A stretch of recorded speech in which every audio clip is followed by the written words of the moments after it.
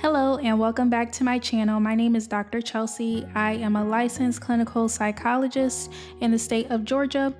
In today's video, I'm going to share how I prepare for the oral exam. Before I get started, if you haven't seen the previous videos in this series of getting your license as a psychologist, I highly recommend you check out that playlist.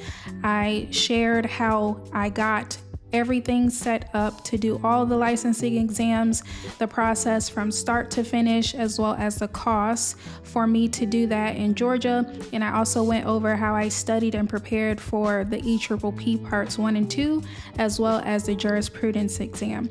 So for the oral exam, it was the last exam that I had to do, and I tried to prepare ahead of time by reviewing some cases that I would consider for being my focused case sample for the oral exam. So what I did was I made sure to choose a case that was easy for me to explain why I chose it and treatment recommendations that I gave based off of my own clinical expertise. So it was recommended that I choose something that would be a field area that I would work in or a very strong area for my clinical skills. So I chose a case that had a PTSD diagnosis, and I just narrowed it down with my supervisor. Once we chose one that was best for me to give as my sample report, I de-identified it, and then I sent the de-identified report to him for his own feedback on anything else that should be blocked out or anything like that, and I had that set. So the requirements was that you ideally choose a report or a case that is within 6 months of you doing the oral exam. When it comes to how I prepared, I found these 2 documents that I'm going to show you in this next clip. This is one of the documents that I looked up before preparing for the oral exam so that I could have a better understanding of what to expect.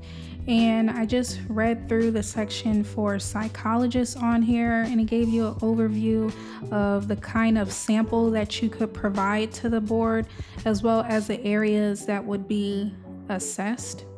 So this was just a general one. And then I used this specific one for the Georgia Board of Examiners. And I made sure that I used this document to inform the prep document that I used when I was preparing. So this was the content that I was making sure to prepare for the exam itself. So my diagnostic skills, being able to say why I chose the diagnosis that I gave, the interventions that I gave. I made sure to go through the report that I chose and identify areas of limitations, weaknesses, as well as strengths. And I'll show you the document that I used for that. So here's the oral exam prep document that I used. I just created a section for the strengths that I identified from the report, weaknesses of the report, as well as the reasoning and thought processes for the measures that I chose, the diagnoses that were given, and the recommendations that I gave at the end. And then I also made sure to pick ethical considerations for the case that might be related, and I chose 2 ethical dilemmas that I faced. What was the ethical principle relating to these dilemmas and what I did in response to them.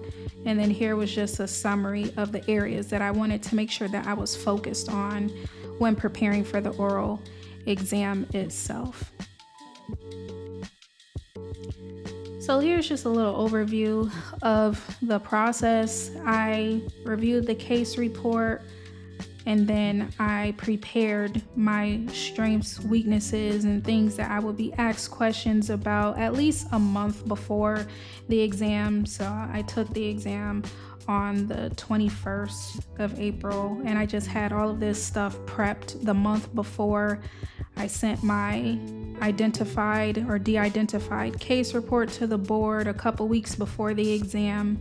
And then I reviewed that oral exam prep document the day of, and my license was conferred by the end of the week at the board meeting that they had. My experience taking the oral exam was pretty straightforward. It was through Zoom and I only met with one board member. It was pretty laid back and chill. She started off by asking me questions about what was my anticipated area of practice and what kind of training that I had that led up to where I was at this point in my career. And then she also asked me some information about like what I intended to do once I got licensed.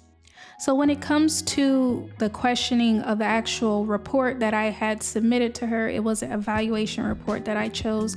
She asked me questions about what led me to the diagnosis that I chose, as well as the treatment recommendations that I gave, and just my reasoning behind the different measures and things of that nature. And so I gave her the reasonings that I had previously identified in my preparation document.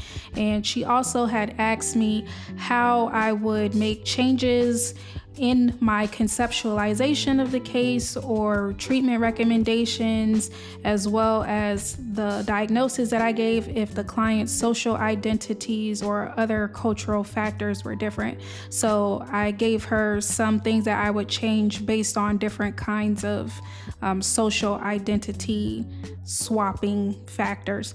And then other things that I was asked about was related to ethics. So I was asked about any crisis that I was presented with and any dilemma that I was presented with and how I responded to them. So me preparing for that in the document that I showed you was very helpful because I wasn't scrambling to find, a case example to share.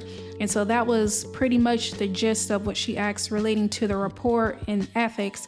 And then for the law aspect, she asked questions that was related specifically to the Georgia law. So CEU requirements, she asked questions about when to report child abuse or neglect. There was a question about sexual relations with clients, as well as when we can break privilege communication. And so those were just some of the areas that I was asked about. It was pretty laid back and chill. It was probably less than 30 minutes. And at the end, she told me how well I answered the questions and that I passed. And so I did the exam on a Sunday, and at the end of the week, they had their board meeting. So I would recommend that you schedule your oral exam before they have a board meeting, which could be like at the end of the month, instead of after a board meeting has already passed, because then you'll have to wait until the next board meeting, and it only happens on a monthly basis. So if you found this video to be helpful, let me know down in the comments. Give this video a like, and if there's anything that you would like for me to talk about on this channel relating to the field of psychology and what I'm doing, let me know down below, and I will see you in the next video. Bye.